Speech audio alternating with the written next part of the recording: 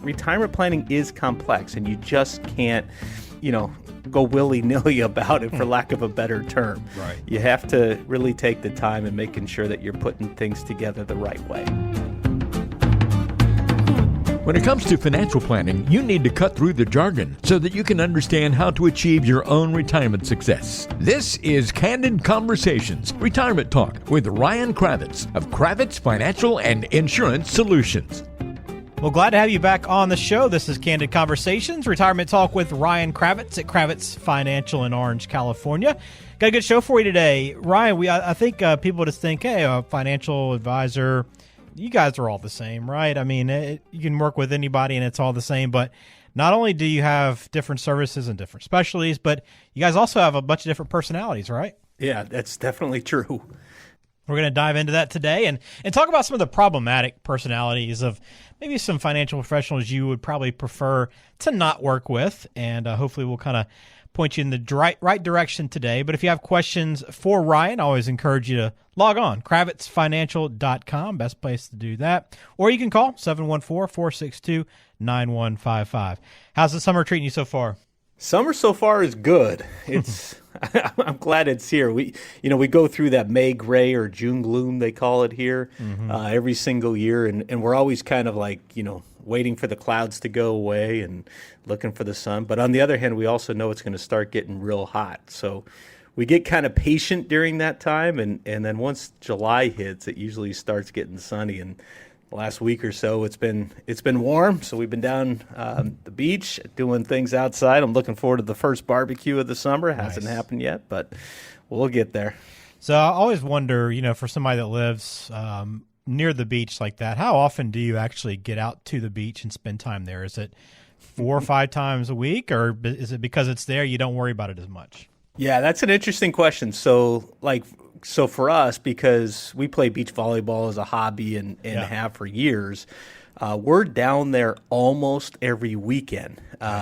Usually just one day, maybe Saturday or Sunday, not both.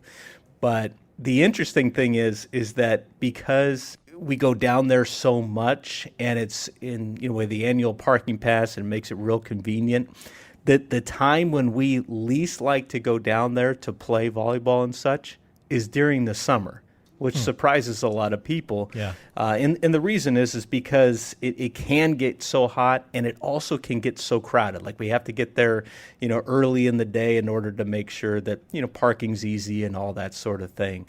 But the fall and the spring is the absolute best time because it's not very crowded, and it's easy just to get down there, get a cord, and have some fun. And even in the wintertime, because as you know, it does rain from time to time, don't get me wrong, or it gets too windy. But most of the year, you can get down there and really enjoy yourself. That's awesome.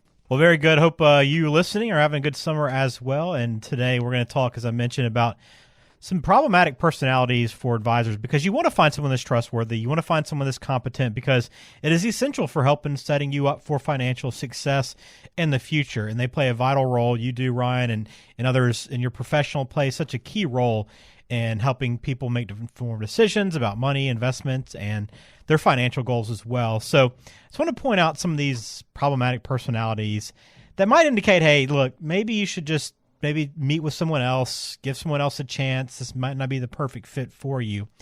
Let's talk about the ghost. I'm just going to list them out, Ryan, the different personalities. You tell me what these different personalities are and what kind of advisor this is. So let's start with the ghost. I like the name, the ghost. It seems like a cool person you want to work with, but maybe not for what they actually provide service-wise. Yeah, maybe not so much. It's good for maybe a Halloween costume or Casper or something like that, I guess. But that type of advisor disappears after making the initial deal. They're nearly impossible to contact or get a hold of, even when you have a pressing question or concern. And it often baffles me that people will start working with an advisor, and they tell me stories of how they called their advisor, they wouldn't call him back. They called him 2 or 3 times over the course of a few days, and they still won't get a call back. And they continue to stay with that advisor. And I don't understand why. It's often baffled me over the years when I've heard those stories. And I don't know what the reason is, but I will tell you that if you're experiencing that, your advisor absolutely should be calling you back.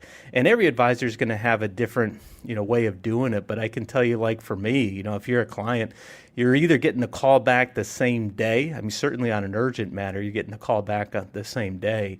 But if it's not so urgent and it's just important that we take care of something, at the latest, you're getting a call back within 24 hours. So to hear these stories of advisors just not calling them back, and even worse, that people stay with them, that's concerning, to say the least. Yeah, so 24 hours is kind of a good, that's kind of a good, I guess, benchmark, right? So if you're not having someone contact you within 24 hours, it might not be a red flag necessarily, but that's kind of a good standard to hopefully have your advisor follow. Yeah, for sure. I mean, like if I got a voicemail and it's, hey, you just have this little issue, want to take care of, give me a call when you have a chance. That's getting the call back within 24 hours, that sort of thing. But if it's hey, this is urgent, please call me, that's getting the call back the same day. Yeah. Okay. All right. So that's the ghost. What about the one trick pony? Well, if you're being told that all your financial fears and all your problems can just magically be solved by the financial product that's being dangled in front of you, you have to be careful, right? I mean, planning for retirement is complex, and it's rare that one product meets all your needs. If you've talked to an advisor for less than 15 minutes, for instance, and already he or she, already knows just this perfect solution for you, that's definitely a red flag. I mean, not just probably a red flag, that's definitely a red flag. After 15 minutes, there's no way that you can know exactly what type of plan is going to be appropriate for somebody for the rest of their life, or at least not as a starting point. There's a good chance that if you experience that, they probably do the same type of thing with everyone or recommend the same exact thing to everyone. Really, it would be very rare to get any specific recommendations in the first meeting, because really a first meeting should be all about gathering the information and understanding the situation and that sort of thing. And then typically in the second meeting, that's when, in my practice, that's when we'll start to put together like a first draft of the financial plan, of the retirement plan, and then we can make some tweaks in the next meeting after that and such. But it's a process. Retirement planning is complex, and you just can't, go willy-nilly about it, for lack of a better term. Right. You have to really take the time and making sure that you're putting things together the right way. All right, we're talking about problematic personalities that you might find from an advisor. In this industry, there's a lot of buzzwords that are thrown around. You find them everywhere. It's just kind of part of learning and understanding what's happening out there in the financial world. But those advisors that lean on that a little too much, maybe we'll call them the jargon juggler. Yeah, so this one's the advisor that confuses clients with just a barrage of technical financial terms, different jargon, different buzzwords. And I think they do this to mask really a lack of clarity that they have, or an understanding and a transparency about what they're talking about. Keep in mind, there's jargon in every field, right? If you're talking to a doctor or a dentist or an attorney or engineer, whatever it is, every professional there's different jargon that they are used to, and for them it's just a common part of their language. And so if you're working with somebody, and as I always say, if you can't explain something simply enough, that's a good sign that they don't understand it well enough, right? So you want to make sure that whoever you're working with, that they're explaining things in terms that that you understand. And here's the other thing: if you don't understand because they're using this jargon, call them out. Say, hey, look, I don't understand. I think that's maybe a real financial term. Can you explain that to me? Don't just nod your head, pretend like you understand. I mean, it's call them out on, make sure that you really do understand, and because otherwise things get lost in translation, and it can come back to bite you later, because there's a misunderstanding really of maybe what was talked about. Yeah, it's easy to kind of say, oh, I don't want to sound stupid, I'm not going to ask what that means. But as you point out, don't be afraid to ask questions. That's part of the process. All right, what about the conversation hog, Ryan? I kind of got a pretty good idea of how this person operates. Yeah, exactly. If most of the initial conversation with an advisor consists of him just talking about his company, his background, his credentials, and his favorite stories, that's a problem. In most cases, you should be doing most of the talking in an initial meeting. I mean, how can someone put together a retirement plan that's customized for you without knowing a lot about you? So really that first meeting with an advisor, I mean, maybe they'll take a few minutes to kind of give you some background as such, but most of it, they should be asking you questions to understand you and your situation and figure out how they can help you and if they can help you. All right, so the conversation hog, probably not the person you want to try to spend some time in their office with, and you get a pretty good idea of that if that person is that way early on, I think, with them hogging the conversation. All right, the expensive but empty suit. I guess this is that person that looks the part but might not have a lot of substance to back it up. Oh, yeah, exactly. I mean, don't be fooled by the advisor who spends most of his time trying to impress you by having expensive clothes or a fancy office or an expensive watch or something like this. I remember early on in my career, somebody saying, "Oh, you should get a real nice, watch, so it shows nice." And I remember kind of rolling my eyes to myself and thinking, I've never enjoyed wearing watches, and I'm not going to start now. I'm who I am, right? Don't do that. Right. So you want to be careful about that and make sure that the advisor you're working with is genuine. Look, there's nothing wrong with your advisor being financially successful. In fact, that's almost certainly something that you want to see from the person who's giving you financial advice. But you don't want to work with someone who uses that flashiness and style to distract you from the fact that they really don't know what they're doing. I mean, your gut usually has a good understanding of this. So give your own intuition some credit on this matter. Your own intuition is smarter than you think a lot of times. All right. We're talking about the different personalities you might find when you sit down and meet with an advisor. If you want to sit down and talk with Ryan, get to know him a little bit better, you can always do so by starting with the website, kravitzfinancial.com, or you can call 714-462-9155.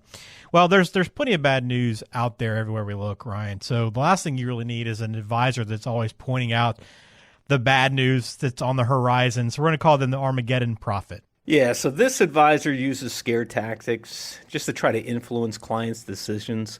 And they may overemphasize the risk of not following their advice or create a sense of urgency when it's unnecessary. Symptoms also include constantly predicting gloom and doom. And so you have to watch out for this one, certainly as well. All right.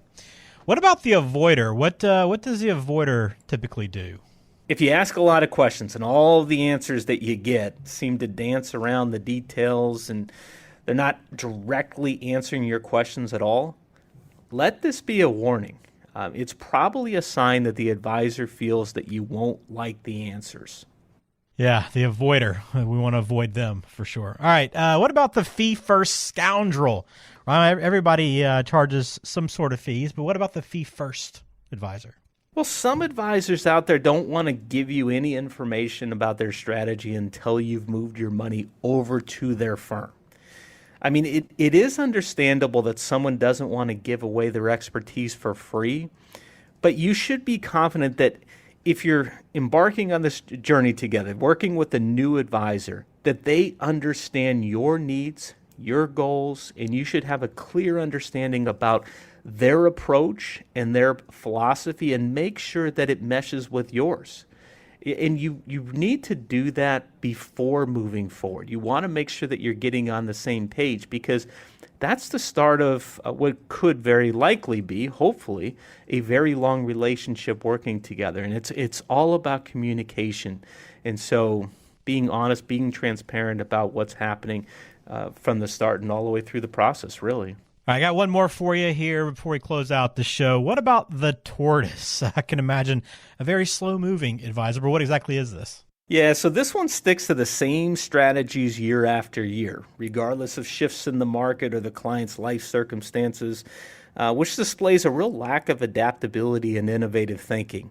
Sometimes when I meet with somebody new and they kind of tell me about what's been happening in their financial life and how they've transitioned now into retirement, and we start talking about what the financial strategy is as far as getting income from the portfolio, and what's the strategy is around when they're going to take Social Security, or if they have a pension that they're entitled to, and all those types of things.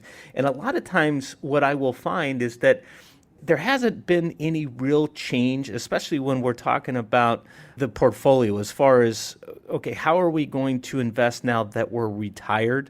And what is the specific approach that we're going to take to get this income? Which accounts are we going to really withdraw from, and why? And oftentimes at that point, they are withdrawing money from certain accounts to provide them income in retirement. But it doesn't seem, unfortunately, that oftentimes there's a well thought out process as to why they're withdrawing certain monies from different accounts and when. So you have to have that. Make sure that the advisor that you're working with, if, for instance, they're an advisor that specializes in accumulation planning with younger folks, that you recognize that. And if you're not working with somebody that specializes in retirement income planning, that perhaps you have a conversation with somebody that does, such as myself, that can help you navigate the decumulation stage of life, or the spending phase of life, which is so important because, quite frankly, you only get one chance to do it right. So you've got to make sure that you're going in and you're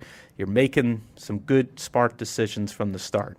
That's great. Well, I had a little fun with this, some great names for all these different personalities. But if you want to learn more about Ryan and Cravitz Financial, just log on to kravitzfinancial.com. You'll get a lot of info right there from the website, learn about what they do, and get that process started. But for Ryan, anyone that wants to actually sit down and have that first meeting, what can they expect from that first introduction? It's super casual. I mean, that's the opportunity for us just to kind of get to know each other. I'm going to have a lot of questions for sure to understand your situation, what's important to you, what your goals are, where you are now, what you've done in the past, what's worked, what hasn't worked, all of those things. Certainly, you're going to bring in any necessary paperwork, statements, things like that are going to be relevant to our conversation. But it's a real casual type of conversation, that first meeting. Very good. Again, you can log on kravitzfinancial.com, get that process started, or give him a call, 714-462-9155. All right, we'll close out this episode of Candid Conversations, Retirement Talk with Ryan Cravitz. Ryan, enjoy the summer, and hope the beach volleyball goes well soon. Thank you, sir. You as well.